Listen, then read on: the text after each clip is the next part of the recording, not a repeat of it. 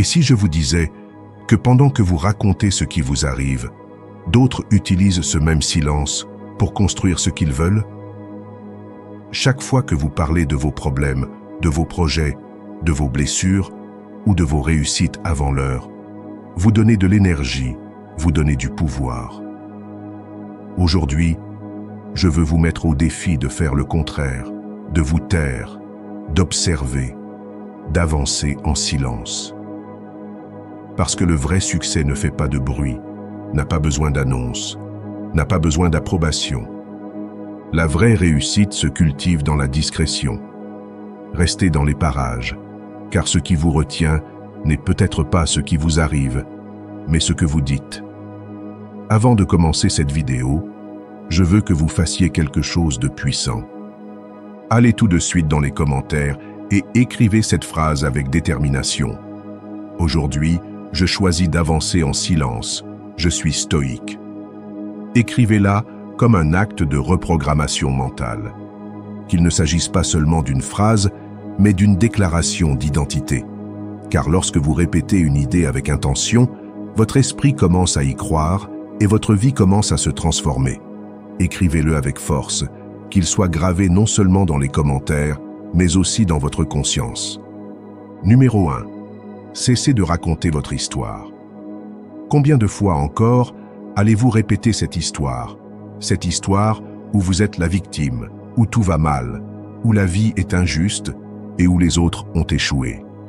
Cette histoire où vous êtes la victime, où tout va mal, où la vie est injuste et où les autres ont échoué. Combien de fois encore allez-vous renforcer dans votre esprit ce que vous n'avez soi-disant pas pu accomplir?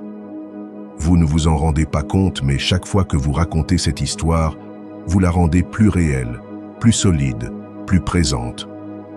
Peu importe que cela se soit passé il y a 5 ans ou 5 jours, si vous continuez à en parler, vous continuez à le vivre. Et vous ne le faites pas parce que vous êtes faible, vous le faites parce que c'est familier, parce que vous connaissez cette douleur. Parce que ce récit, aussi destructeur soit-il, vous donne au moins le sentiment de savoir qui vous êtes. Mais la vérité, c'est que vous ne savez pas. Vous ne le savez pas parce que vous vous définissez par ce qui vous est arrivé, et non par ce que vous pouvez créer. Et c'est là le grand piège, confondre le passé et l'identité. Comme si vous étiez une histoire gravée dans le marbre, comme si vous n'aviez pas le droit de changer le scénario.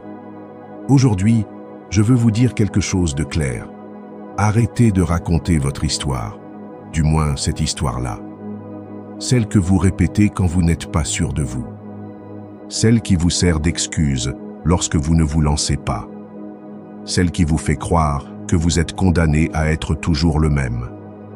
Parce que vous n'êtes pas ce que vous avez subi. Vous n'êtes pas vos erreurs. Vous n'êtes pas le rejet que vous avez vécu, ni la trahison que vous avez affrontée. Vous êtes ce que vous choisissez d'en faire. Chaque mot qui sort de votre bouche programme votre esprit. Et si vos mots sont encore liés à votre ancienne version, votre esprit le sera aussi. Vous parlez d'un manque de confiance, mais vous la détruisez chaque fois que vous parlez comme si vous étiez une personne brisée. Vous parlez de vouloir aller de l'avant, mais vous vous ligotez chaque fois que vous vous rappelez avec colère ce qui n'a pas marché. Et la vie écoute, parce que ce n'est pas de la magie, c'est de la programmation. Vous façonnez votre réalité par ce que vous dites. Se taire, ce n'est pas ignorer ses émotions, ce n'est pas refouler ce que l'on ressent. C'est décider consciemment de ne pas nourrir ce qui vous fait mal. C'est avoir le courage de changer de récit, de raconter une histoire différente. Une histoire qui commence aujourd'hui et non il y a des années. Une histoire dont vous êtes l'auteur et non la victime.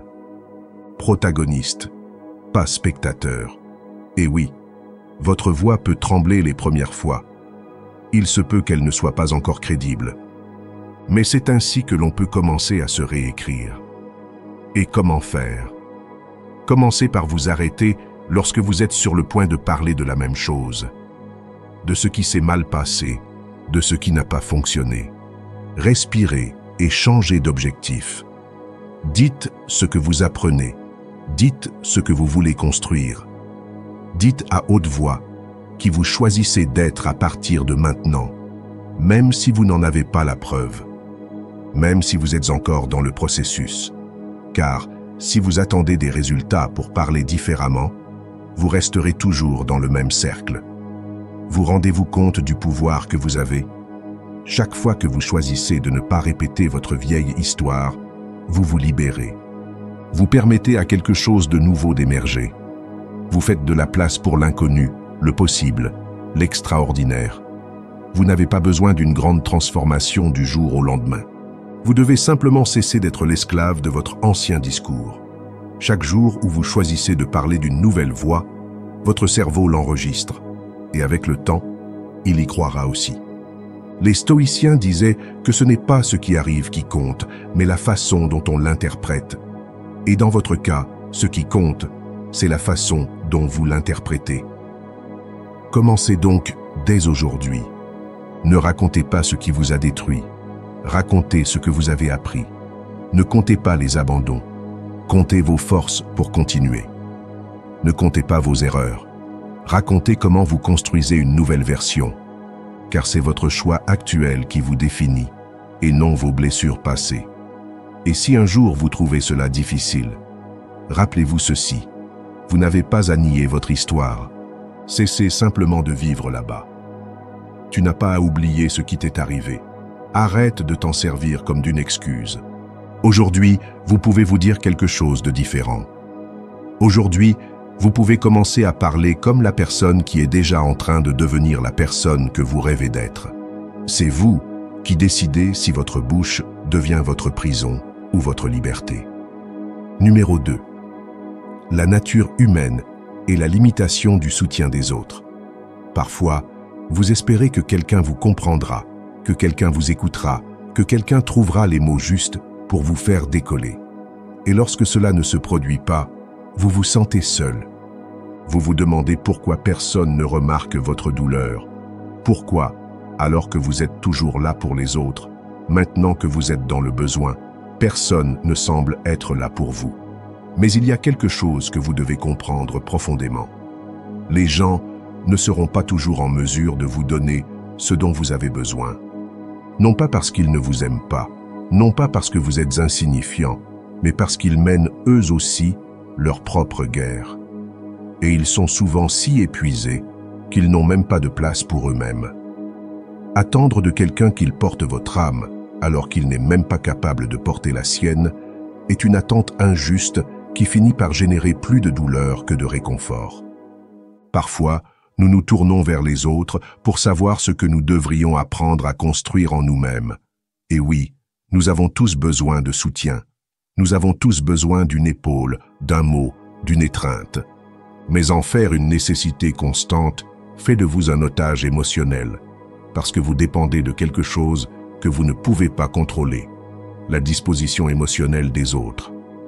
La vérité est la suivante. Le monde ne va pas s'arrêter juste parce que vous traversez une période difficile. Et ce n'est pas de la cruauté, c'est la réalité. Chacun a son propre bagage, sa propre histoire, ses propres blessures. Et la chose la plus sage que vous puissiez faire est de comprendre que tout le monde n'est pas disponible pour vous et que cela ne fait pas d'eux de mauvais amis ou des personnes indifférentes.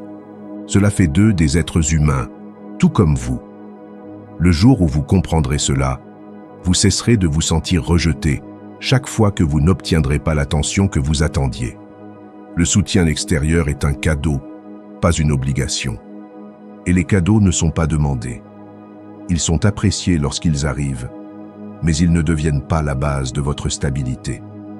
C'est pourquoi je vous invite aujourd'hui à faire quelque chose de différent. Au lieu d'attendre que les autres vous sauvent, commencez à vous parler avec plus de compassion.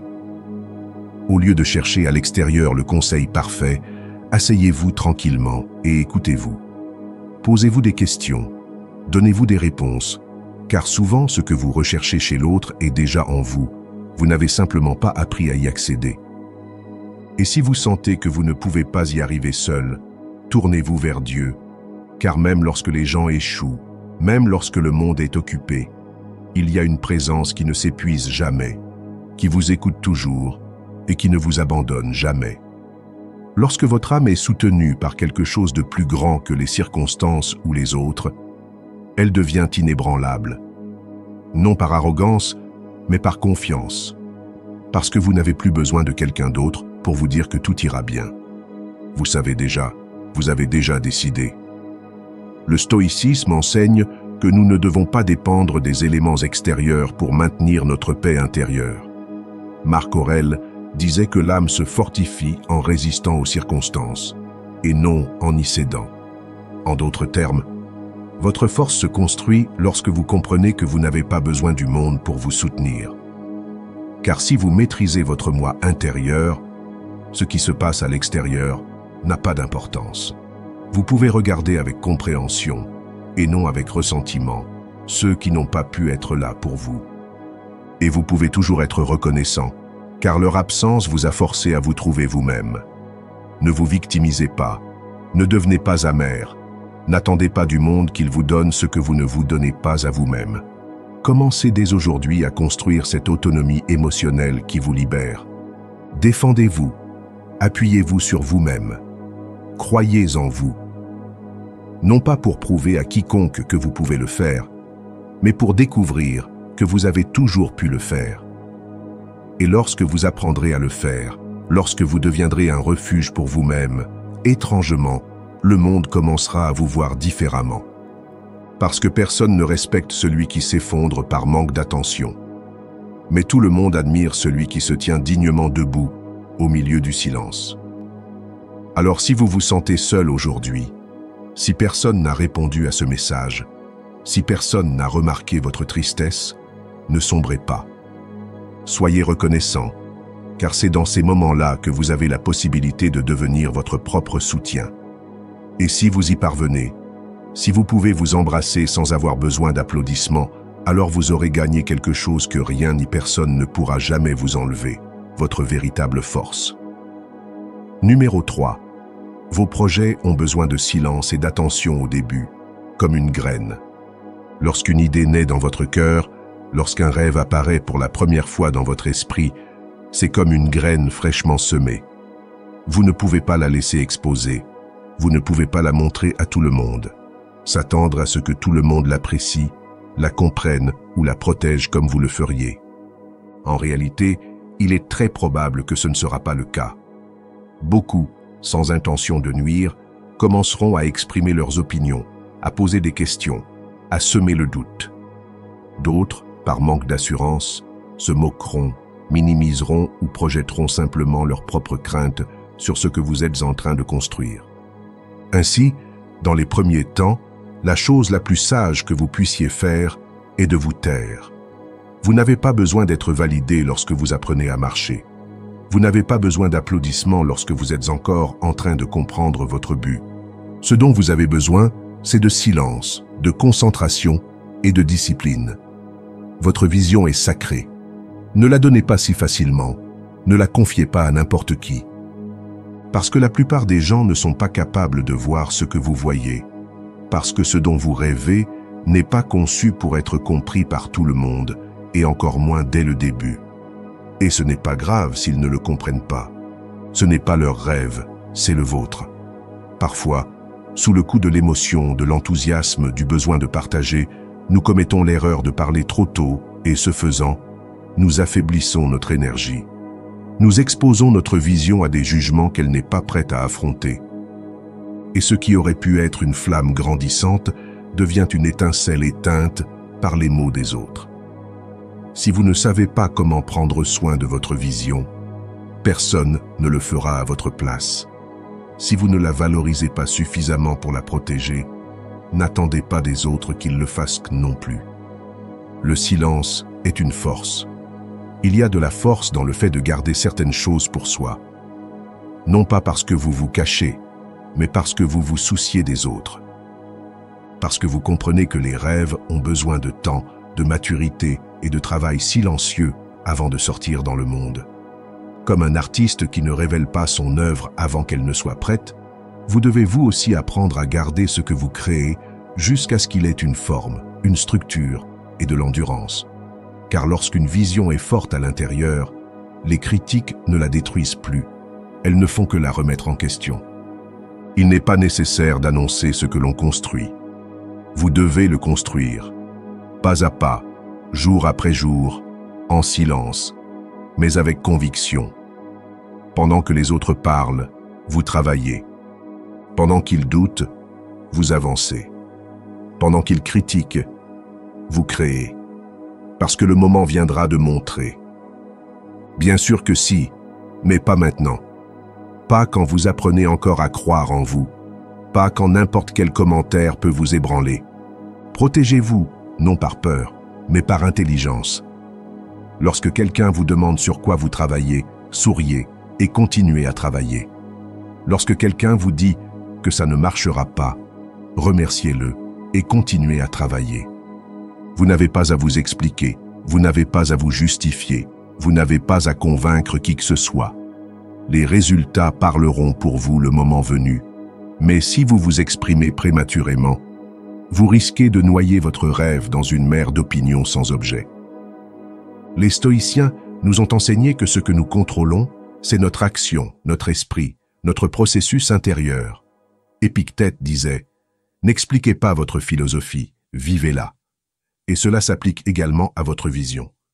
Ne l'expliquez pas, ne l'embellissez pas, n'essayez pas de le faire approuver par tout le monde. Vivez-le, développez-la, rendez-la réelle. Et un jour, lorsqu'il ne dépendra plus de l'approbation, lorsqu'il sera devenu solide, alors, et seulement alors, il sera temps de le partager. Aujourd'hui, je vous invite donc à vous taire, à ne pas partager ce que vous faites encore, à protéger votre énergie des voix qui ne s'additionnent pas, à vous concentrer sur ce que vous savez, sur ce que vous croyez, sur ce que vous êtes prêt à construire. Car c'est dans ce silence que se forge la grandeur, car c'est dans cette intimité avec votre vision que grandit la foi en vous-même. Et le moment venu, vous n'aurez plus besoin de parler. Votre vie sera le discours le plus fort, votre résultat sera la réponse la plus claire. Vous saurez alors que vous avez fait ce qu'il fallait, que vous avez protégé votre vision jusqu'à ce qu'elle soit invincible. Numéro 4. Arrêtez de parler de vos problèmes et concentrez-vous sur quelque chose de plus grand. Arrêtez de parler autant de vos problèmes. Arrêtez de répéter sans cesse à quel point tout est difficile, à quel point vous vous sentez fatigué, à quel point le chemin a été injuste. Chaque fois que vous le faites, sans vous en rendre compte, vous renforcez cette réalité, vous la rendez plus forte, vous lui donnez plus de place dans votre esprit, plus d'importance dans votre histoire. Et plus vous en parlez, plus vous vous y identifiez. Vous finissez par croire que vous n'êtes que cela, une somme d'obstacles, de blessures et de frustrations. Mais vous n'êtes pas vos problèmes, vous êtes ce que vous choisissez d'en faire. Lorsque vous répétez constamment ce qui vous fait mal, vous entraînez votre cerveau à ne voir que la douleur. Lorsque vous parlez sans cesse de ce que vous ne pouvez pas, de ce que vous n'avez pas, de ce qui vous manque, vous nourrissez une mentalité de manque qui finit par dominer toute votre expérience. Il ne s'agit pas d'ignorer vos émotions ou de prétendre que tout va bien. Il s'agit de ne pas rester bloqué, car si vous parlez toujours de ce qui ne va pas, vous n'aurez jamais l'énergie nécessaire pour construire ce qui pourrait aller bien. Votre attention est un pouvoir. Ce sur quoi vous vous concentrez grandit. Et si vous concentrez votre esprit, votre conversation et votre énergie sur les difficultés, vous vivrez entouré de plus de difficultés. Mais si vous faites l'effort conscient de concentrer votre énergie sur ce que vous voulez construire, vous commencez à changer votre perception et, avec elle, votre réalité. Commencez à parler davantage de vos rêves que de vos peurs, davantage de vos objectifs que de vos blessures, davantage de vos idées que de vos plaintes. Non pas pour faire semblant, mais pour créer. Lorsque vous parlez de vos rêves à voix haute, vous vous rappelez qui vous pouvez devenir. Lorsque vous partagez vos objectifs, vous vous engagez à les atteindre. Lorsque vous vous concentrez sur quelque chose de plus grand que vos problèmes, ces derniers n'ont plus le même poids. Ils deviennent petits par rapport à votre vision, et c'est le changement le plus puissant. Passer d'un récit de victime à un récit de créateur. Examinez votre langage. Observez-vous. De quoi parlez-vous le plus dans votre vie quotidienne? Qu'est-ce qui vous frustre ou qu'est-ce qui vous inspire? Qu'est-ce qui vous empêche d'aller de l'avant ou qu'est-ce que vous faites pour grandir? Si vous remarquez que vos conversations internes et externes tournent toujours autour de la même chose, du négatif, du difficile, de l'injuste, il est temps de prendre le contrôle. Il est temps de changer d'histoire. Car oui, vous avez le droit de dire votre vérité, mais vous avez aussi la responsabilité de ne pas vous laisser entraîner. Les stoïciens enseignaient que ce n'est pas ce qui arrive qui nous définit, mais la façon dont nous y réagissons. Épictète disait que ce qui dérange l'homme, ce ne sont pas les choses, mais l'opinion qu'il s'en fait. En d'autres termes, ce ne sont pas vos problèmes qui vous retiennent, mais ce que vous en faites, ce que vous en pensez, ce que vous en dites. C'est pourquoi le stoïque ne se victimise pas, ne se plaint pas, ne dramatise pas. Il observe, apprend et agit.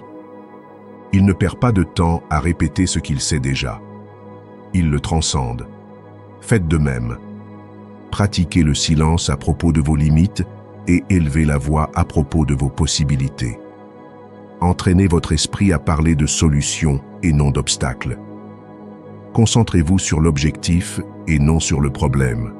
Dirigez son énergie vers ce que l'on peut construire et non vers ce qui s'est déjà produit. Et vous verrez comment tout change. Car lorsque vous changez d'orientation, le monde commence à bouger avec vous. Alors aujourd'hui, au lieu de raconter une fois de plus vos problèmes, parlez de vos projets. Au lieu de dire « tout va mal », dites « voici ce que je fais pour changer ». Au lieu de répéter votre douleur, partagez votre vision. Vous n'êtes pas défini par ce que vous vivez, mais par ce que vous choisissez d'en faire. Vous n'êtes pas venu au monde pour vous plaindre. Vous êtes venu au monde pour transformer, et tout commence par un changement de conversation, car votre vie suit la direction de vos paroles. Numéro 5. Les mots peuvent guérir ou blesser, alors utilisez-les avec précaution. Chaque mot qui sort de votre bouche a un poids, une direction, un effet. Il n'y a pas de mots neutres, pas de commentaires sans conséquence. Ce que vous dites détermine ce que vous pensez, et ce que vous pensez détermine ce que vous faites. Les mots sont des outils de construction ou des armes de destruction, et vous décidez chaque jour de l'usage que vous en faites. Ce que vous vous dites devant le miroir, ce que vous dites à un ami, ce que vous vous répétez dans votre tête lorsque vous êtes seul, tout cela laisse des traces. Peut-être avez-vous pris l'habitude de vous parler durement, de vous dire des phrases comme « je ne suis pas bon »,« je suis sûr que je vais encore échouer », c'est toujours la même chose. Et vous pensez que ce n'est pas grave parce que vous ne faites qu'exprimer ce que vous ressentez. Mais chaque fois que vous répétez cela, vous renforcez une identité.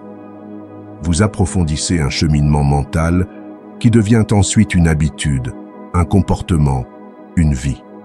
Ce que vous déclarez, vous le semez. Ce que vous semez, vous le vivez. Et pas seulement avec ce que vous dites de vous, mais aussi avec ce que vous dites des autres.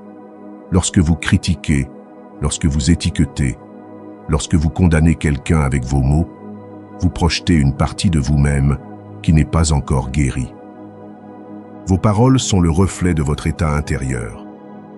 Si ce qui sort de votre bouche est du poison, c'est parce que quelque chose est empoisonné à l'intérieur.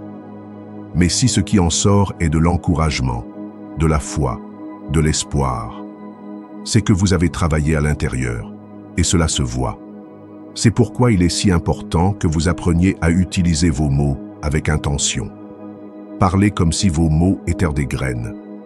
On sème le jugement, on récolte le jugement. Si vous semez la plainte, vous récoltez plus de raisons de vous plaindre. Mais si vous semez la gratitude, vous commencez à avoir plus de raisons d'être reconnaissant. Si vous semez des affirmations de valeur, vous commencez à vous rappeler qui vous êtes. Et vous changez alors votre posture, votre énergie, vos décisions. Ce n'est pas de la magie, c'est de la programmation. C'est de la discipline émotionnelle. Parler en bien de soi n'est pas de l'arrogance, c'est de la responsabilité. Car si vous ne vous affirmez pas, si vous ne vous encouragez pas, Si vous ne vous rappelez pas à quel point vous êtes précieux, ce sera toujours à quelqu'un d'autre de le faire. Et personne ne devrait avoir plus de pouvoir que vous sur votre propre estime. Commencez donc dès aujourd'hui à changer votre dialogue interne. Au lieu de dire que je suis un désastre, dites que je suis en train d'apprendre. Au lieu de dire que cela me dépasse, dites que cela me renforce. Cela peut ne pas sembler réel au début, mais répétez-le jusqu'à ce que votre esprit y croit, jusqu'à ce que votre corps l'incarne, jusqu'à ce que votre vie en soit le reflet. Chaque fois que vous choisissez un mot positif, un mot conscient, vous construisez une relation plus saine avec vous-même, une vision plus claire du monde, une énergie plus puissante pour agir. Et le plus beau, c'est que cela ne coûte rien. Vous n'avez pas besoin d'argent, de titres ou de conditions spéciales pour parler avec dignité, respect et pouvoir.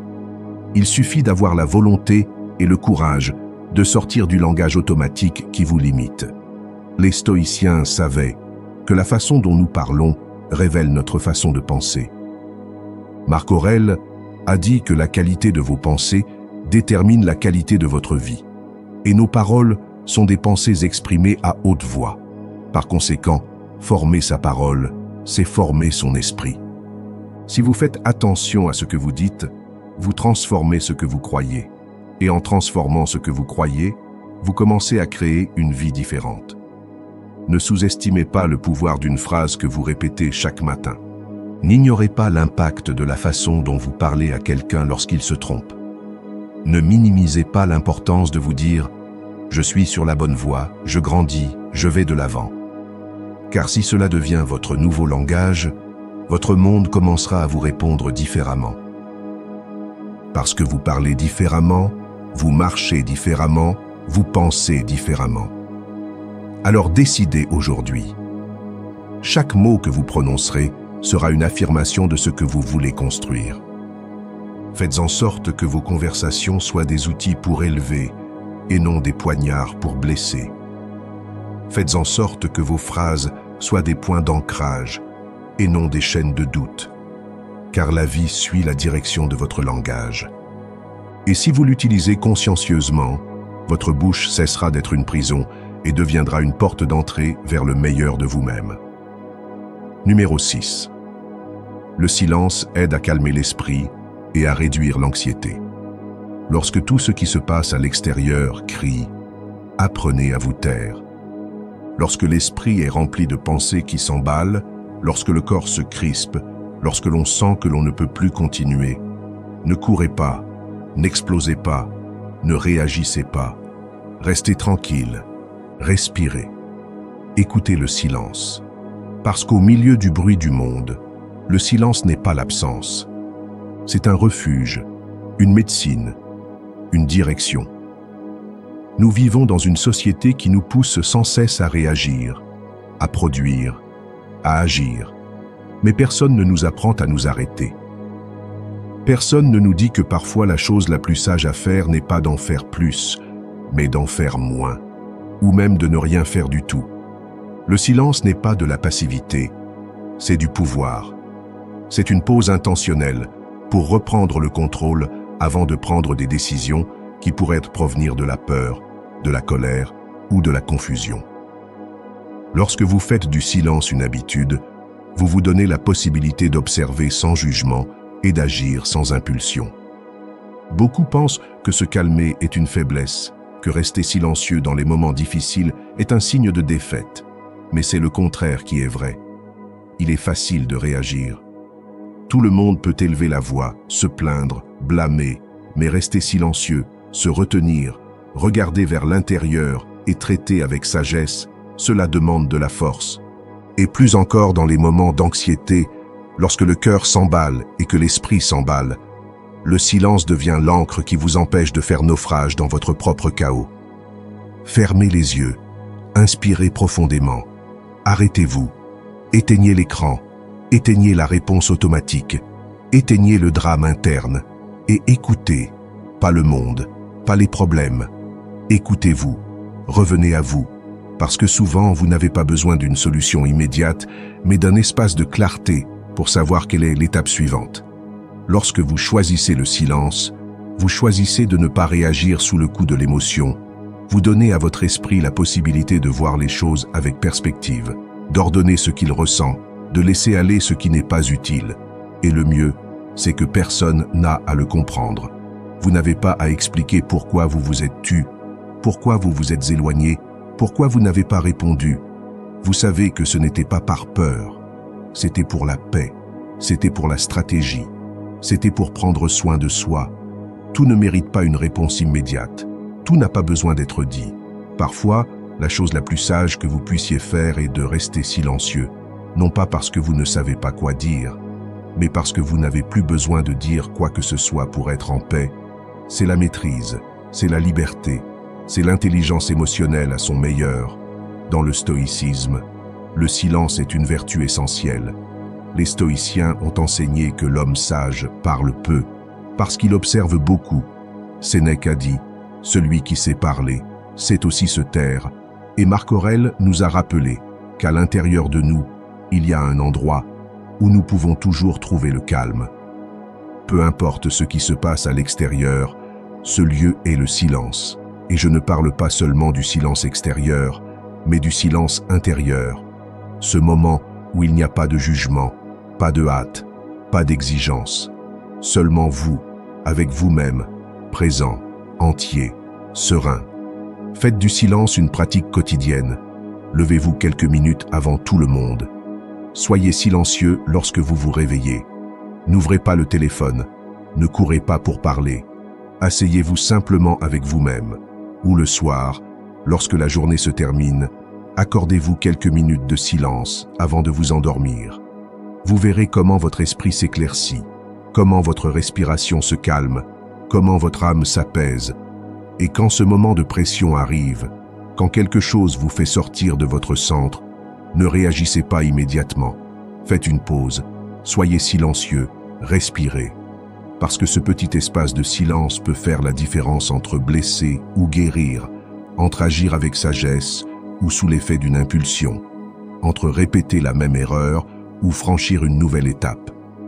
Le silence n'est pas le vide, c'est l'outil le plus puissant dont vous disposez pour revenir à vous lorsque tout le reste semble hors de contrôle. Et lorsque vous le pratiquez, non seulement vous vous calmez, mais vous devenez plus fort, parce que celui qui maîtrise son silence maîtrise son monde. Numéro 7.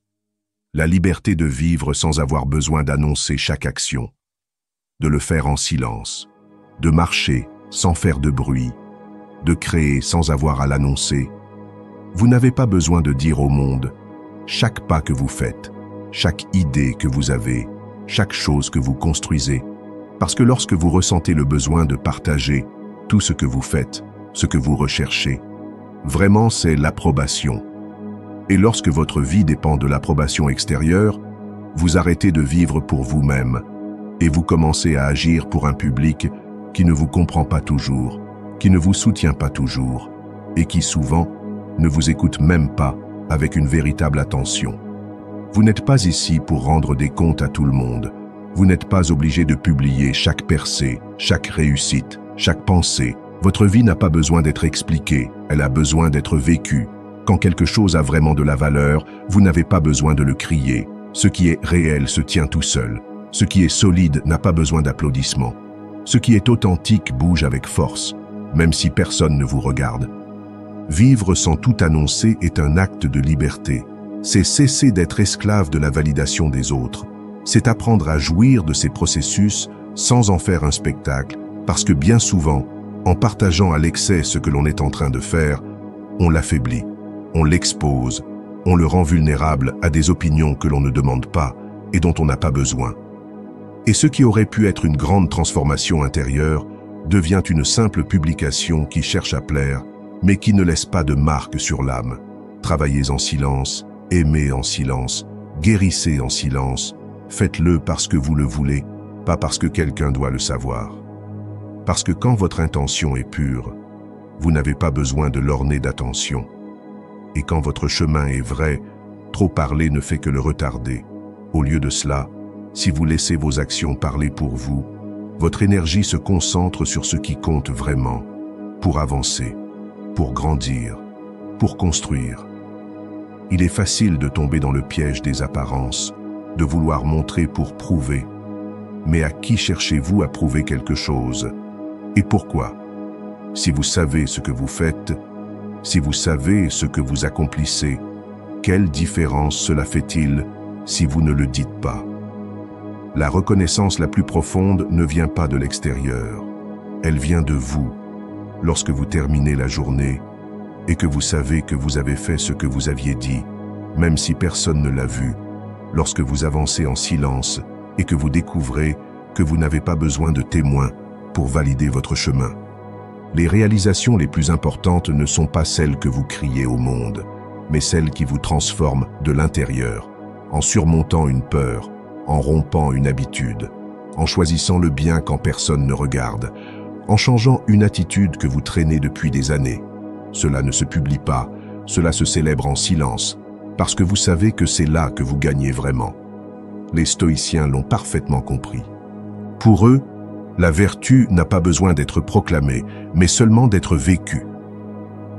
Épictète disait que nous ne devrions pas parler de notre philosophie, mais agir en conséquence, que les mots perdent leur sens lorsqu'ils ne sont pas soutenus par des actes. Et que l'homme sage ne se vante pas, il est simplement, c'est la clé. Vous n'avez pas besoin de convaincre qui que ce soit de qui vous êtes. Soyez qui vous êtes et laissez votre vie parler pour vous. Commencez à profiter de ce pouvoir, le pouvoir de faire de grandes choses sans avoir à les crier, de guérir sans le dramatiser, de grandir sans l'annoncer. Vivez pour vous-même, construisez à partir de votre centre, pour que ce que vous faites vienne de l'amour de ce que vous êtes, et non du besoin de le montrer. Car pendant que les autres sont occupés à montrer, vous serez occupés à transformer, et il viendra un temps où vos résultats seront si clairs, si évidents, que vous n'aurez pas besoin d'explications. Les gens verront la différence. Ils ne sauront pas exactement ce que vous avez fait, mais ils sauront que quelque chose en vous a changé. Et c'est la meilleure forme de reconnaissance, celle qui n'est pas recherchée, mais qui vient, parce qu'elle vient de l'authenticité, pas de l'ego. Alors, la prochaine fois que vous aurez envie de dire ce que vous êtes sur le point de faire, faites une pause. Demandez-vous si je veux le dire parce que j'en ai envie ou parce que j'ai besoin d'être approuvé. Et si la réponse est la seconde, taisez-vous. Laissez parler le temps. Laissez votre vie tout dire, car ce qui se fait en silence est souvent plus fort, et ce qui se construit sans spectateur est ce qui vous transforme vraiment. Numéro 8. La vulnérabilité n'est pas pour tout le monde. Tout le monde ne mérite pas de connaître son moi intérieur. Tout le monde n'est pas prêt à traiter sa vulnérabilité avec le respect et la délicatesse qu'elle mérite. Montrer son âme n'est pas un acte de faiblesse, mais c'est un acte qui demande de la sagesse, car la vulnérabilité, bien que puissante, est aussi sacrée. Et la confier à quelqu'un qui ne la valorise pas, c'est comme ouvrir une fleur au milieu du désert en attendant la pluie.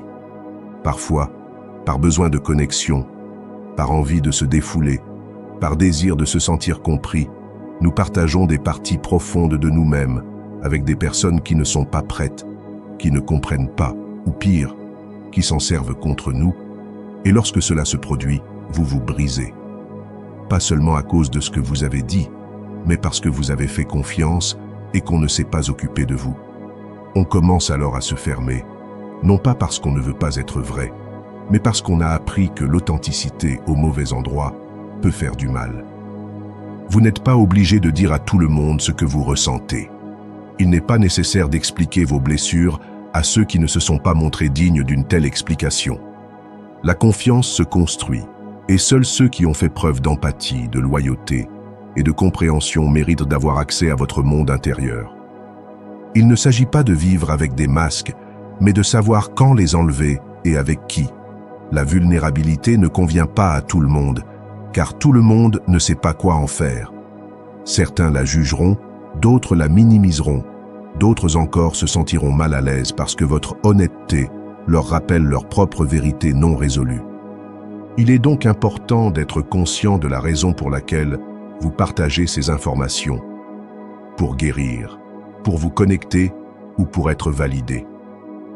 Si votre seule motivation est que quelqu'un d'autre vous approuve ou vous comprenne, méfiez-vous, car vous mettez votre guérison entre les mains de quelqu'un d'autre. Il vaut mieux parler peu, mais profondément, avec ceux qui écoutent vraiment, que parler beaucoup avec ceux qui n'écoutent que pour répondre, donner leur avis, critiquer. La qualité des personnes avec lesquelles vous partagez votre monde intérieur a une incidence directe sur la façon dont vous vous sentez vous-même. Lorsque vous choisissez bien, vous vous sentez compris, renforcé, accompagné. Lorsque vous choisissez mal, vous finissez par vous interroger, douter, vous refouler, et ce n'est pas juste pour vous. Vous n'êtes pas fait pour donner votre âme comme si elle ne valait rien. Vous avez de la valeur. Vos émotions ont de la valeur. Votre histoire a de la valeur. Votre douleur, votre processus, votre vision du monde, tout cela a de la valeur. Alors protégez-le, non pas comme quelqu'un qui le cache, mais comme quelqu'un qui en prend soin, parce que ce dont on prend soin s'épanouit. Ce qui est abandonné avec conscience devient une connexion authentique, et ce qui est abandonné sans réflexion devient souvent blessé. Les stoïciens nous ont appris à dominer l'intérieur et à ne pas abandonner le contrôle de notre paix à des mains extérieures. Épictète disait « Souvenez-vous de ne pas révéler vos pensées à n'importe qui, non par orgueil, mais par sagesse, car ouvrir son cœur n'est pas une chose à faire à la légère, mais avec discernement. Et c'est là que l'on trouve l'équilibre entre l'honnêteté et la sagesse, entre la sincérité et la sélectivité. La prochaine fois que vous aurez envie de raconter quelque chose d'intime à quelqu'un, respirez. Demandez-vous si cette personne s'est révélée être un lieu sûr. A-t-elle été loyale lorsque ce n'était pas facile? A-t-elle été silencieuse lorsque j'avais besoin d'écouter? M'a-t-elle respecté même lorsqu'elle ne comprenait pas? Si la réponse est oui, allez-y. Mais si la réponse est non, ne vous sentez pas mal de garder le silence. Ce n'est pas de la froideur, c'est de l'autonomie. En protégeant votre vulnérabilité, vous construisez des relations plus authentiques. Vous attirez des personnes qui vous aiment pour ce que vous êtes et non pour ce que vous donnez. Vous créez des liens fondés sur le respect et non sur le drame. Et c'est cela, même si cela prend plus de temps, qui vous guérit vraiment. N'ayez pas peur d'être vrai, mais apprenez à l'être au bon endroit, avec la bonne personne, au bon moment. Parce que votre vérité n'a pas besoin d'être criée, elle a juste besoin d'être soignée. Et lorsque vous le faites, lorsque vous choisissez les personnes à qui vous montrez votre âme, vous n'êtes pas seulement vulnérable, vous êtes sage. Numéro 9. Parler de ton argent avec n'importe qui peut te causer des ennuis. Tout ce que vous accomplissez ne doit pas être compté, surtout lorsqu'il s'agit d'argent. Votre situation financière est la vôtre, pas celle du monde. Vous n'avez pas besoin de dire partout combien vous gagnez, combien vous épargnez ou combien vous devez. Parce que parler d'argent à l'excès, non seulement vous expose, mais aussi vous complique la vie. Les gens changent lorsqu'ils savent combien vous avez. Cela change ce qu'ils attendent de vous. Cela change la façon dont ils vous traitent. Cela change la façon dont ils vous regardent. Certains restent à l'écart par envie, d'autres s'approchent par intérêt, et au milieu de tout cela, on se perd. Aujourd'hui, nous vivons à une époque où beaucoup ressentent le besoin de tout montrer. La voiture, la maison, le voyage, le compte. Comme si la valeur d'une personne se mesurait au zéro de son solde bancaire ou au luxe qu'elle peut exhiber.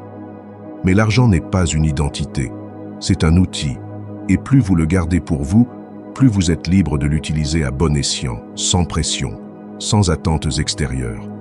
Trop parler de sa situation financière peut ouvrir des portes, mais pas toujours celles que l'on souhaite. Vous attirez la curiosité, les comparaisons, les jugements. Si vous avez beaucoup, ils peuvent vous juger arrogant ou faire pression sur vous pour que vous partagiez vos biens. Si vous avez peu, ils peuvent vous regarder avec pitié ou supposer que vous ne faites pas les choses correctement. Dans les deux cas, ce n'est pas votre vérité qui pèse, mais la perception que les autres en ont. Et cette perception peut affecter les relations, les décisions et même votre propre tranquillité d'esprit. C'est pourquoi le silence est la meilleure solution, car lorsque personne ne sait combien vous avez, personne ne peut vous utiliser pour cela. Car lorsque vous gérez votre argent en toute discrétion, personne ne peut avoir d'opinion sur ce qu'il ne connaît pas. Et ce n'est pas se cacher, c'est se protéger. Protéger sa tranquillité d'esprit, sa concentration, sa liberté d'agir sans être observé, de grandir sans être questionné, d'aider sans être conditionné. Vous n'avez pas besoin de publier vos réalisations financières pour les rendre réelles. Vous n'avez pas besoin de raconter vos difficultés pour qu'elles soient dignes de respect. Ce qui compte, c'est ce que vous savez, ce que vous faites, ce que vous construisez, même si personne ne le voit. Votre compte n'a pas besoin d'être validé, pas plus que vos efforts. Ce n'est pas ce que vous montrez qui compte, mais ce que vous représentez. Et lorsque quelqu'un vous pose une question, vous n'êtes pas obligé d'y répondre avec précision. Vous pouvez parler de principes, d'apprentissage, d'expérience, mais pas de chiffres, car les chiffres attirent l'attention, et une attention mal canalisée devient un fardeau. Parfois, il est préférable d'être perçu comme ayant moins et d'être en paix, plutôt que de sembler avoir plus et de vivre sous pression. Le stoïcisme enseigne à vivre avec sobriété, avec modestie, sans s'attacher au jugement des autres. Sénèque, l'un des hommes les plus riches de son époque, a souvent parlé de l'importance de maîtriser l'argent et de ne pas se laisser dominer par lui. Il disait que la vraie richesse, c'est de ne pas avoir besoin d'en faire étalage, et que ceux qui s'attachent à bien vivre pour eux-mêmes ne ressentiront jamais le besoin d'en faire étalage pour les autres. C'est cet esprit qu'il faut cultiver. Utilisez l'argent à bon escient, non pas comme une bannière d'identité, mais comme un instrument d'objectif.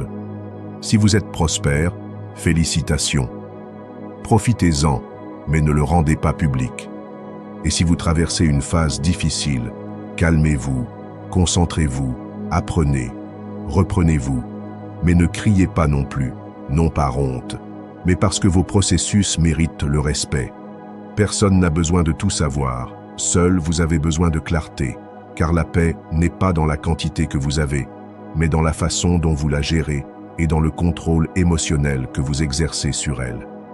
Vivre avec des finances privées vous donne du pouvoir.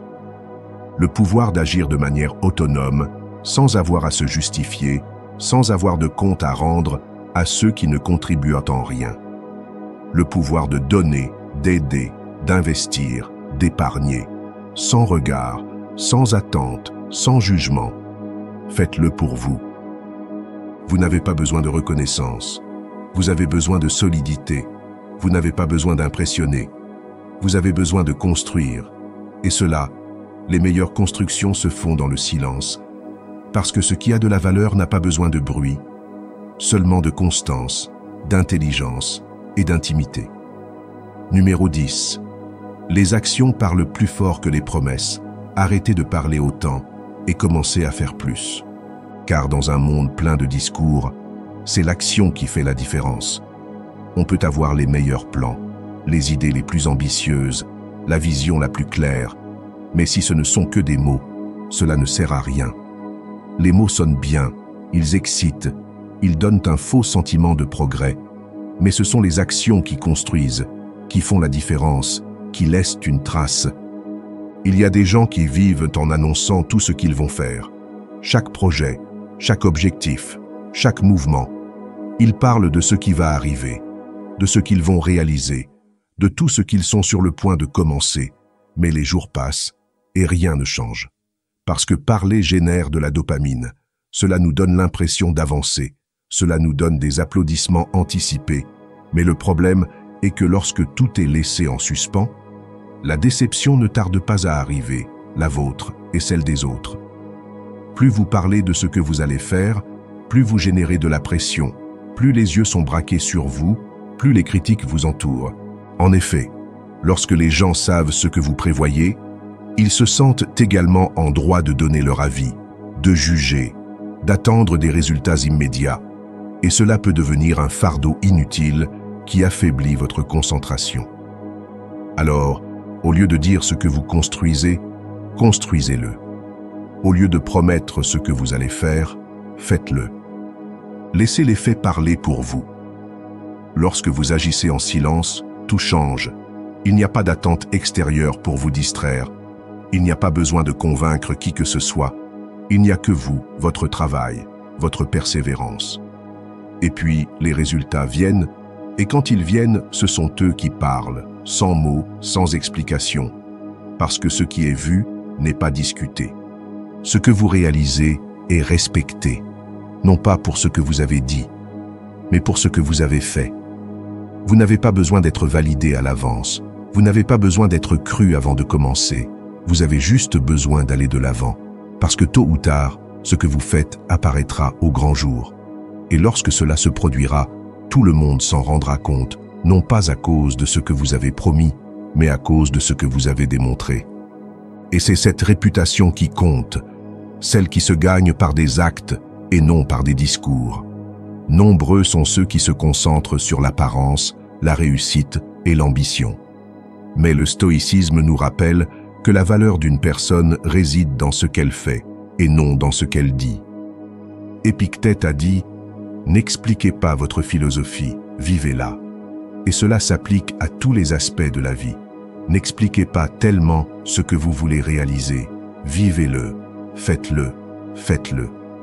Le vrai pouvoir est dans ceux qui travaillent en silence, dans ceux qui n'ont pas besoin de montrer chaque pas, chaque avancée, dans ceux qui se présentent quand ils ont déjà quelque chose à montrer, pas quand ils sont en train de planifier, parce que ce que vous faites en privé se reflète en public, parce que le travail constant et silencieux crée une base solide qu'aucun applaudissement anticipé ne peut vous donner. Et vous savez ce qui se passe d'autre quand vous arrêtez de parler et que vous commencez à faire. Vous devenez libre, libre des attentes des autres, libre du besoin d'impressionner, libre de la pression de fournir ce que vous avez annoncé, parce que vous ne devez d'explication à personne, seulement à vous-même. Et cela vous donne une énergie différente, plus concentrée, plus profonde, plus efficace. Alors, taisez-vous, travaillez, améliorez, construisez, et laissez le temps montrer ce que vous avez fait. Car lorsque vous vivez pour l'action et non pour l'approbation, tout ce que vous faites devient plus authentique. Et c'est l'authenticité qui a vraiment un impact. Pas les mots, pas l'image, pas le bruit, mais l'exemple. Ne dites pas que vous allez changer, changez-vous. Ne dites pas que vous allez créer quelque chose, créez-le. Ne dites pas que vous allez arrêter de parler, taisez-vous et faites-le. Parce que l'action silencieuse ne transforme pas seulement votre réalité, elle transforme aussi qui vous êtes. Et au bout du compte, ce n'est pas ce que vous avez dit que vous feriez qui compte, c'est ce que vous avez fait quand personne ne regardait. Numéro 11. Les paroles hâtives laissent parfois des blessures. Faites attention à ce que vous dites, surtout lorsque vous êtes contrarié, car un mot de colère ne disparaît pas après le cri, il n'est pas effacé par un pardon, il n'est pas défait par des excuses rapides. Les paroles impulsives, aussi sincères qu'elles puissent paraître, peuvent causer des blessures qui durent beaucoup plus longtemps que ce que vous êtes prêt à supporter. Vous pouvez oublier le moment exact où vous avez parlé sous le coup de la colère. Mais la personne qui a reçu cet impact ne l'oubliera probablement jamais. Certains disent que je suis comme ça, que je dis ce que je pense, mais ce qu'ils ne comprennent souvent pas, c'est que dire ce que l'on pense sans filtre, sans compassion et sans contrôle de soi n'est pas de la sincérité. C'est un manque de sagesse. Tout ce que vous pensez ne mérite pas d'être dit. Toute émotion n'a pas besoin d'être exprimée immédiatement, car lorsque vous parlez sans réfléchir, vous ne communiquez pas, vous vous déchargez, et cela, au lieu de construire des ponts, construit des murs. Il est facile de parler quand on est contrarié. Il est facile de répondre avec dureté, avec sarcasme, avec jugement. Mais cette facilité entraîne souvent des conséquences difficiles, et pas seulement dans vos relations, mais aussi avec vous. Parce que lorsque tout se calme, vous vous rendez compte que vous avez blessé quelqu'un qui ne le méritait pas. Vous vous rendez compte que vous avez dit quelque chose qui ne représentait pas votre vérité la plus profonde, mais votre émotion la plus momentanée, Et alors viennent les regrets. Et avec eux, parfois, la culpabilité. Si vous appreniez à faire une pause avant de parler, beaucoup de choses changeraient. Une pause de 3 secondes, une respiration, une attente. C'est souvent suffisant pour arrêter une série de mots qui étaient sur le point de sortir et de causer du tort. Vous n'avez pas besoin d'exploser pour être entendu. Vous n'avez pas besoin d'attaquer pour faire valoir votre point de vue. Vous n'avez pas besoin de hausser le ton pour avoir raison. Vous avez besoin de maîtrise de soi. Et ce n'est pas de la répression, c'est du vrai pouvoir. Vous ne contrôlez pas ce que font les autres, mais vous contrôlez la façon dont vous choisissez de réagir. Vous pouvez être en total désaccord avec quelqu'un et lui parler avec respect. Vous pouvez ressentir une vague d'émotions intenses et pourtant choisir de rester silencieux. Parce que vous n'êtes pas votre colère, vous n'êtes pas votre frustration, vous êtes le maître de votre réponse. Et lorsque vous prenez cette responsabilité, votre vie est transformée, vos relations sont guéries et vous devenez plus fort. Le stoïcisme le dit clairement. Nous ne sommes pas esclaves de nos émotions. Marc Aurèle disait que l'âme se fortifie en faisant une pause avant d'agir, et non en réagissant sous l'effet d'une impulsion. Et dans la vie quotidienne, cela se traduit par ceci. Avant de parler, respirez. Avant de donner votre avis, réfléchissez. Avant de juger, comprenez. Car souvent, on ne voit pas l'ensemble. On réagit à un fragment, à une interprétation, à une émotion du moment. Et cela ne justifie pas les dégâts que vous pouvez causer si vous ne vous contrôlez pas. Ne confondez pas silence et faiblesse. Parfois, se taire à temps permet d'éviter une fracture émotionnelle irréparable.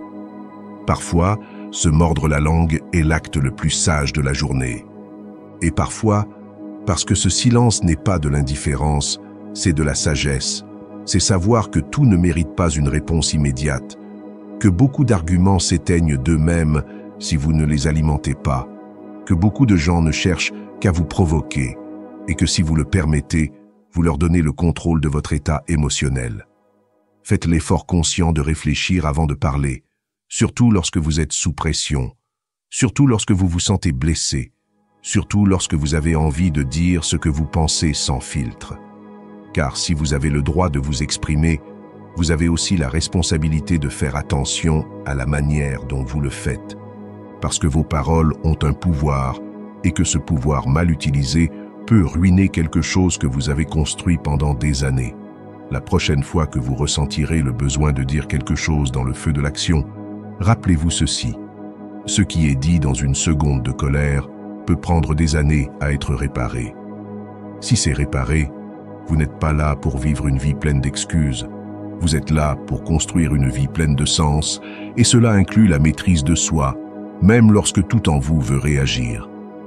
Ne parlez pas par impulsion, parlez avec intention, parlez avec respect, parlez avec conscience, parce que vos mots, lorsqu'ils sont bien utilisés, peuvent guérir.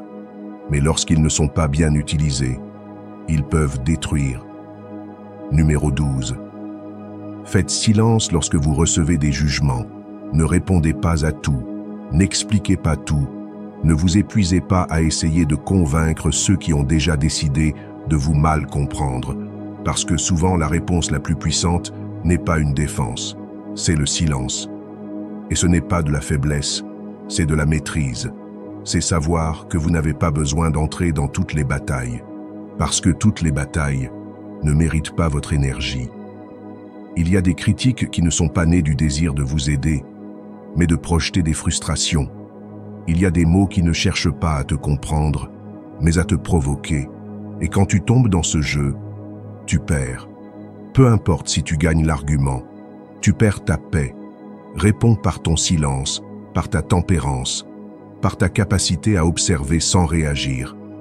Parce que quand quelqu'un te critique et que tu ne réponds pas comme il l'attend, tu lui enlèves son pouvoir, tu lui montres que tu n'es pas au même niveau de bruit, que ton énergie est ailleurs, que tu es concentré sur la croissance et non sur la lutte.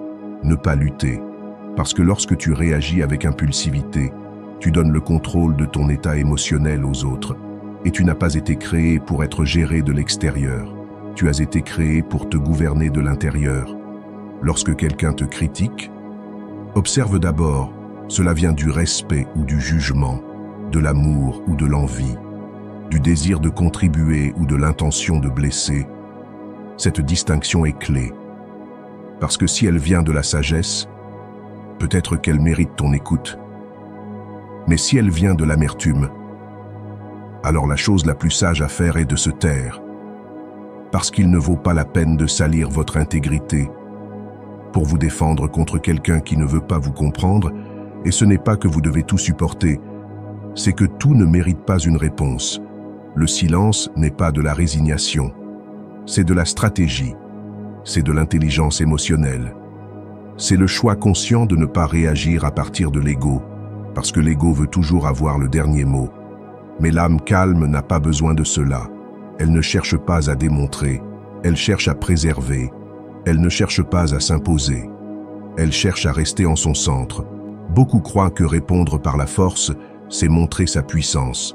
Mais parfois la vraie puissance, c'est de rester immobile, de regarder, de sourire, de continuer, et de laisser la vie, les faits, le temps, parler pour vous. Parce que personne ne peut faire taire celui qui est en paix avec lui-même. Personne ne peut vaincre celui qui n'a pas besoin de gagner. Le stoïcisme l'enseigne clairement. Marcus Aurelius a écrit « La meilleure vengeance est de ne pas ressembler à son agresseur, ce qui signifie que vous n'avez pas à vous abaisser, à imiter le ton, à entrer dans l'arène chaque fois que quelqu'un vous défie. Vous pouvez choisir de ne pas répondre. Vous pouvez choisir de regarder droit devant vous, sans rancune, sans peur, et de garder le silence, et ce silence n'est pas vide. Ce silence parle, il parle de votre maturité, de votre concentration, de votre force, parce que celui qui se tait avec intention en dit beaucoup plus que celui qui crie pour s'imposer. Tu n'es pas là pour convaincre tout le monde, tu es là pour être cohérent avec toi, et si cela met certaines personnes mal à l'aise, qu'il en soit ainsi. N'explique pas ton chemin à ceux qui ne sont pas prêts à marcher avec toi. Ne justifie pas ta vérité à ceux qui ne veulent que l'invalider. Continue à construire, en silence, avec fermeté, avec humilité. Parce que le moment viendra où les résultats parleront plus fort que n'importe quelle critique. Et à ce moment-là, ceux qui t'ont jugé se tairont. Non pas parce que vous les faites taire, mais parce que la réalité le fera. Parce qu'il n'y a pas d'argument qui puisse résister à une vie vécue avec un but, avec honneur, avec vérité. Alors, quand on vous critique sans fondement, respirez. Ne courez pas pour répondre. Ne vous précipitez pas pour vous justifier. Rappelez-vous qui vous êtes, rappelez-vous votre chemin, rappelez-vous votre intention et gardez le silence. Parce que dans ce silence se trouve votre véritable force. Parce que dans ce silence, vous êtes déjà en train de gagner. Numéro 13. Le silence comme signe de force spirituelle. Parfois, la réponse la plus puissante n'est pas un mot, c'est le silence. Lorsque vous choisissez de vous taire, non pas parce que vous n'avez rien à dire, mais parce que vous avez choisi de faire confiance, vous faites preuve d'une force que le monde ne comprend pas toujours. Tout n'a pas besoin d'être expliqué, tout n'a pas besoin d'être défendu. Il y a des moments dans la vie où garder le silence est une déclaration de foi, un acte profond d'abandon à quelque chose de beaucoup plus grand que soi.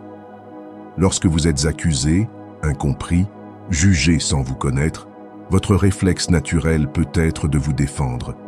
Mais c'est là que naît le véritable pouvoir, lorsque vous choisissez le silence comme une façon de dire que Dieu se battra pour moi. Jésus lui-même nous a donné le meilleur exemple. Au moment de la plus grande injustice, face aux fausses accusations, aux moqueries et aux agressions, il a choisi de ne pas répondre. Non pas parce qu'il ne pouvait pas, non pas parce qu'il n'avait pas d'argument, mais parce qu'il avait confiance dans le plan du Père. Car il savait que sa valeur ne dépendait pas de l'opinion des hommes, mais de la fidélité du ciel. Ce silence n'était pas vide, il était l'expression d'une force spirituelle absolue. Un message silencieux qui disait « Mon âme est en paix parce que je ne suis pas seul. Dieu sait, Dieu voit, Dieu fera, et vous aussi vous pouvez vivre ainsi. Vous pouvez faire face à la critique, à la trahison, à l'incompréhension, et au lieu de réagir, vous pouvez choisir l'immobilité. Vous pouvez décider que vous n'avez pas besoin de convaincre qui que ce soit, que vous n'avez pas besoin de vous expliquer encore et encore, que ceux qui doivent comprendre, comprendront avec le temps, que ceux qui doivent reconnaître, le feront quand ils verront les fruits. Parce que la vérité n'a pas besoin de défense, elle a seulement besoin de patience. Chaque fois que vous choisissez le silence, vous laissez à Dieu la possibilité d'agir. Vous dites, ce n'est pas à moi de résoudre cela, ce n'est pas à moi de mener cette bataille. Je suis en paix parce que je sais qui guide mes pas. Et ce genre de foi ne se construit pas dans la facilité. Elle se forge au milieu des conflits, au milieu de l'injustice, au milieu des épreuves qui tentent de faire ressortir le pire en vous, et vous choisissez d'y répondre avec ce que vous avez de meilleur, la confiance. Ne confondez pas le silence avec la faiblesse. Ne confondez pas le calme avec la soumission.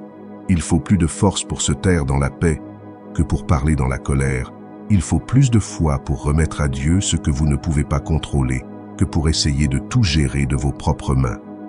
Il y a une force surnaturelle dans l'âme qui se tait en sachant que le ciel travaille en sa faveur.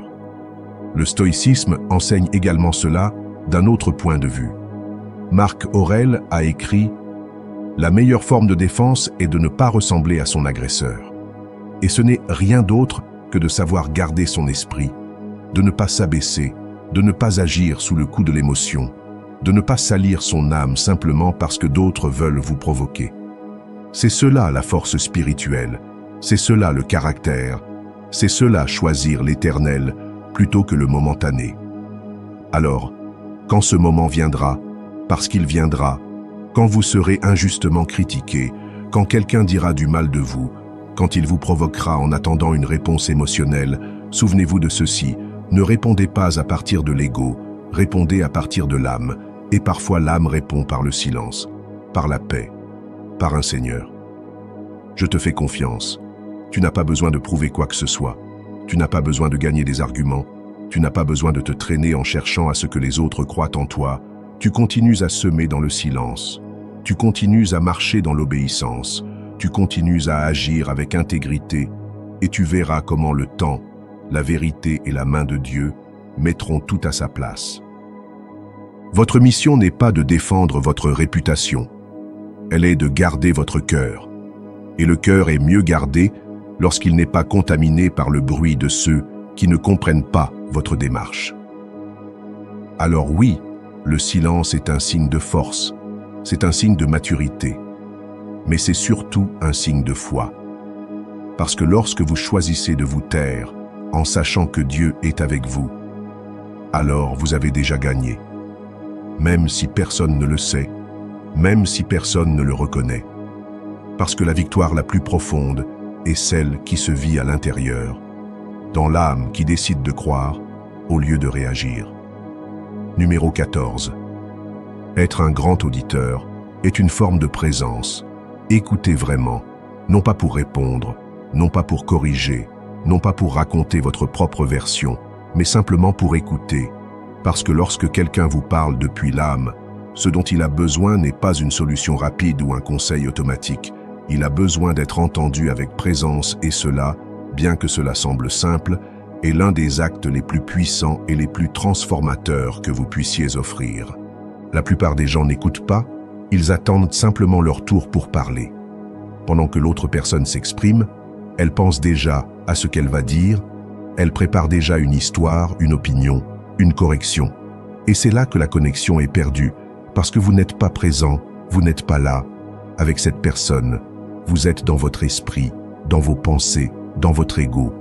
Mais quand vous arrivez à laisser tout cela de côté, quand vous vous donnez à l'acte d'écouter avec toute votre attention, vous donnez quelque chose que très peu donnent, votre véritable présence. Être un grand auditeur n'est pas seulement une compétence sociale, c'est un signe de maîtrise intérieure. Il faut de la force pour faire taire l'envie d'interrompre, pour résister à l'envie de montrer que l'on sait aussi, pour laisser tomber l'ego qui veut être le protagoniste. Lorsque vous écoutez avec humilité et sans jugement, vous dites sans mots « Je me soucie de vous, je suis ici avec vous », non pas pour vous corriger, non pas pour vous impressionner, mais pour vous accompagner. Et ce type d'écoute saine soutient, transforme, parce que nous avons tous, à un moment donné, besoin de sentir que nos mots ne tombent pas dans le vide, que quelqu'un les reçoit, les comprend, les honore, non pas pour nous corriger, mais pour nous refléter. Et vous pouvez être cette personne, vous n'avez pas besoin de tout savoir, vous avez juste besoin d'être, de regarder dans les yeux, de garder le silence et de donner de l'espace. Pratiquez cela. Quand quelqu'un vous parle, ne l'interrompez pas, ne vous avancez pas, ne finissez pas les phrases qui ne sont pas les vôtres, n'essayez pas d'avoir raison, écoutez simplement. Même si vous n'êtes pas d'accord, écoutez. Même si vous savez déjà ce qu'il va dire, écoutez. Parce que cette discipline, cette présence, vous connecte non seulement avec l'autre, mais avec vous-même, vous aide à développer l'empathie, la patience, la profondeur. Dans le stoïcisme, la maîtrise de soi est profondément valorisée, et cela inclut la maîtrise de la parole. Épictète a dit que nous avons 2 oreilles et une seule bouche, qu'il faut écouter 2 fois plus que l'on ne parle, et cela a du sens, parce que parler est facile, écouter demande plus. Cela demande de l'attention, cela demande de l'humilité, cela demande un véritable intérêt. Et quand vous faites cela, votre présence devient un don. Et il ne s'agit pas seulement d'écouter les autres, il s'agit aussi de vous écouter. Combien de fois ignorez-vous ce que vous ressentez? Combien de fois parlez-vous au-dessus de vous?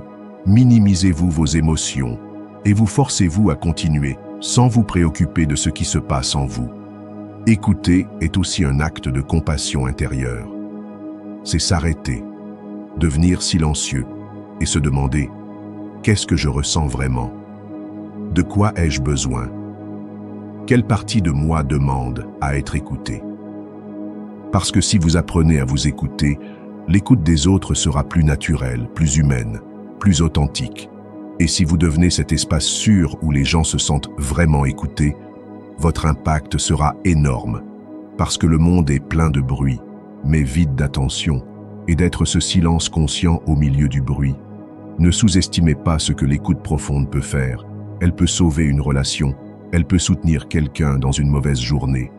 Elle peut ouvrir le cœur de quelqu'un qui avait cessé d'avoir confiance, et tout cela sans que vous ne disiez un seul mot, simplement en étant présent. Faites de l'art de l'écoute une pratique quotidienne. Écoutez quand quelqu'un vous parle, sans regarder le téléphone. Écoutez quand quelqu'un se défoule, sans avoir besoin d'avoir une solution. Écoutez même quand ce que vous entendez n'est pas confortable. Parce que là aussi, vous apprenez et vous verrez comment la qualité de vos relations change, comment le respect grandit, comment la connexion s'approfondit. Parce qu'en fin de compte, écouter avec le cœur est une façon d'aimer. Et être présent est une façon silencieuse mais puissante de dire « Je suis avec vous » et c'est suffisant. Numéro 15. Le silence a le pouvoir de capter l'attention. Le silence peut avoir plus d'impact que n'importe quelle parole.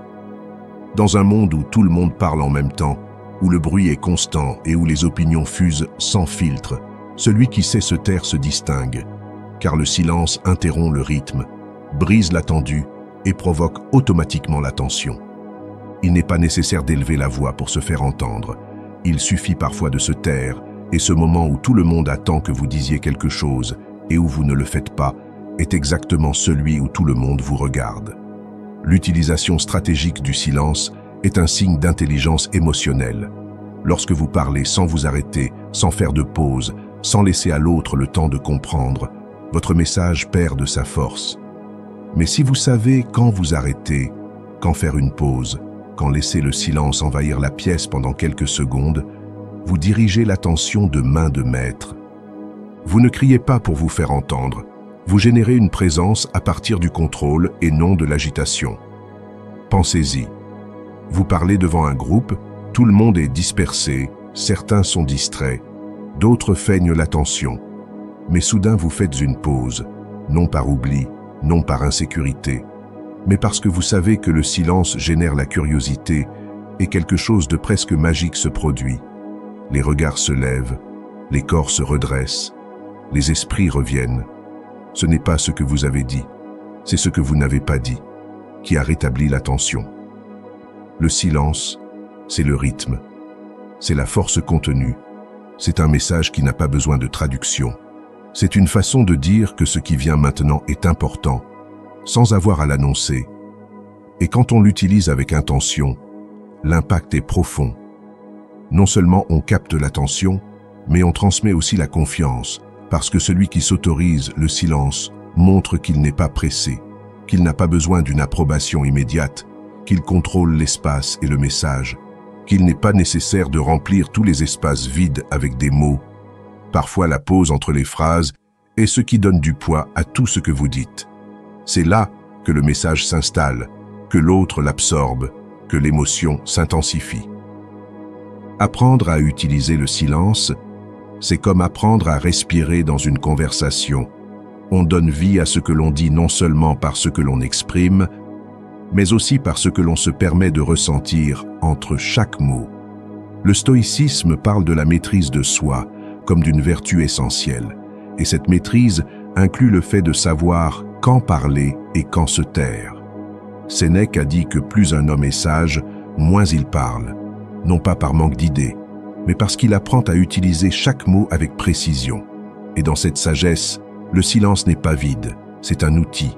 C'est un moyen de diriger à partir du calme et non de l'agitation. Pratiquez-le lors de votre prochaine conversation. Au lieu de répondre immédiatement, faites une pause. Regardez l'autre personne. Respirez. Laissez le silence parler en premier. Vous verrez comment une connexion différente se crée. Plus profonde, plus attentive, parce que le silence est aussi une écoute. Et écouter avec présence prépare le terrain pour que vos mots aient de plus d'effet. Dans une présentation, avant de dire votre point le plus important, gardez quelques secondes de silence, ne l'annoncez pas. Faites-le simplement, laissez l'espace se remplir d'attente, puis parlez. Ce moment de vide sera l'encre qui fera que vos mots seront enregistrés, parce que le silence génère du contraste, et le contraste est ce qui rend un message mémorable. Le silence sert aussi à reprendre le contrôle. Lorsque l'atmosphère est dispersée, si vous sentez que vous perdez l'attention d'un groupe, n'élevez pas la voix, baissez le rythme, arrêtez-vous, restez silencieux pendant un moment. L'inconfort du silence fera que le groupe reviendra vers vous, non pas par l'autorité imposée, mais par l'énergie que vous projetez. En fin de compte, le silence est un pouvoir bien utilisé, non pas pour manipuler, mais pour guider, non pas pour dominer, mais pour diriger. Parce que celui qui sait comment être silencieux avec intention, sait comment parler avec impact. Alors utilisez-le, dans vos conversations, dans vos relations, dans votre leadership. Laissez le silence travailler en votre faveur, car lorsqu'il est bien utilisé, le silence n'est pas l'absence, c'est la présence dans sa forme la plus pure. Si vous êtes arrivé jusqu'ici, c'est parce qu'il y a en vous une décision ferme de changer, d'arrêter de parler autant et de commencer à construire en silence. Cela en dit long sur votre engagement envers vous-même. Alors pour sceller ce moment, je veux que vous retourniez dans les commentaires et que vous écriviez « Aujourd'hui, je décide d'avancer en silence. Je suis stoïque. Ce n'est pas juste une phrase. C'est votre nouvelle façon de vivre. » Écrivez-le comme un pacte avec vous-même. Le monde ne le sait peut-être pas encore, mais vous allez déjà de l'avant, en silence et dans un but précis.